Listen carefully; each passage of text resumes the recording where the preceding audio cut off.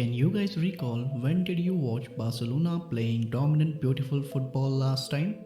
Hard to even remember, right? Today in this video we are going to analyze why Xavi's Barcelona lost disastrously against Ancelotti's Madrid and what are the problems Xavi really facing. Before starting to our video, if you are new to our channel, make sure to subscribe us and press the bell notification for latest updates. Let's start with the formation.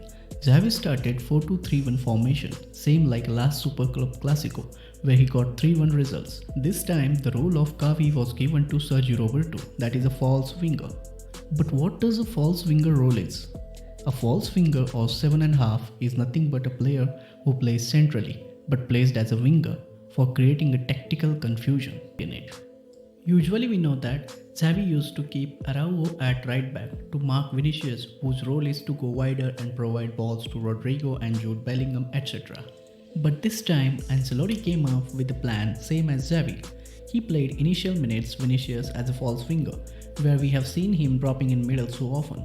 So Araujo can't mark him there because that role was given to Koundé, which created a confusion over there. It resulted 2-0 in first 10 minutes itself. The main problem for this was playing very high line against Rodrigo and Vinicius and allowing midfield defenders to break Barcelona's defensive line easily.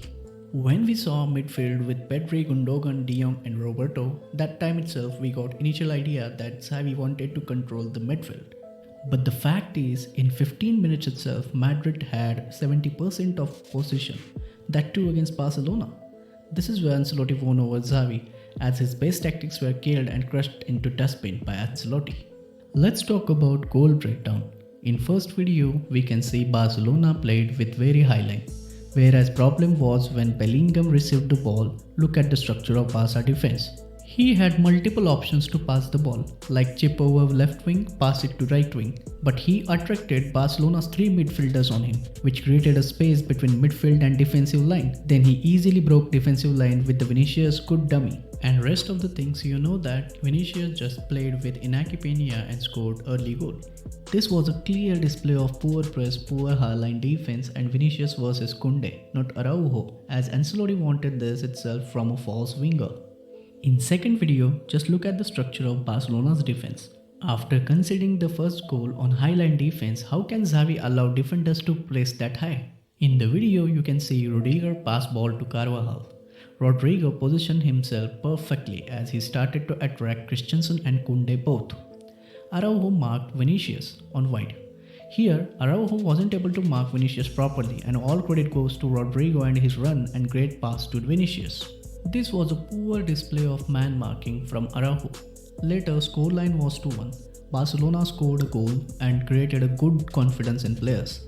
Now, if your team is on 2-1 scoreline, then how can your centre-back defense do such kind of mistakes? We can see that Vinicius was already close to penalty box. Then what's the point to make such hilarious challenge? Wait. I know a lot of fans can give reference of what Vinicius did in last El Clásico, but referee didn't give penalty. One thing you need to understand in high intensity match like this kind of decisions happens. We don't have control over it, right?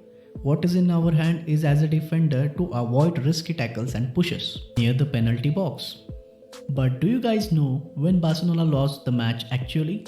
They lost even before it started, when Ancelotti predicted Xavi clearly. Let's have a look over last season and this season's stats. Last season, when Xavi came, Barca won 10 matches out of 11, scored 3+ goals in 8 matches. But this season, if you look at Barcelona's performance, they played around 19 matches, out of which they scored 3+ goals only in 4 matches. Another issue is Barcelona won 12 matches, out of which 10 matches they won with 1 goal difference. But what's the main issue? The main issue here is breaking low blocks. We all know Barca are facing problems related to breaking the low blocks. But how to break it? There are 2 options. Play wingers wide and create the width and provide crosses, and another one is using interior midfielders. Xavi already tried this in his initial season. He got successful as well. But why? Because he had the profile players like Aubameyang, Luke De Jong, who played key roles in it. That time Barca had good crosses like Jordi Alba and all. Now you look at the current squad, Barca have Balde who barely provide correct crosses in the box. Let's consider a second option, that is to use interior midfielders.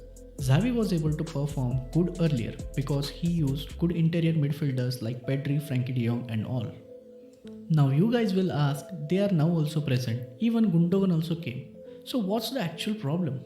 The problem is earlier season Pedri de Jong used to play more as a central attacking midfielder and provide interior runs or balls. Why?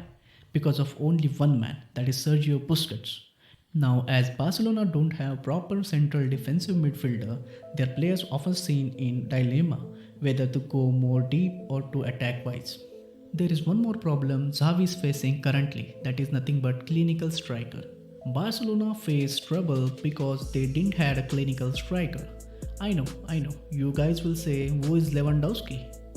But you guys see Lewandowski is not in form and lack of CDM causing issues to Gundogan, Pedri and de Jong, so that the connection between Lewandowski and midfield is felt as missing. So how can Xavi handle this? He can handle only by keeping high retention players like to keep more ball.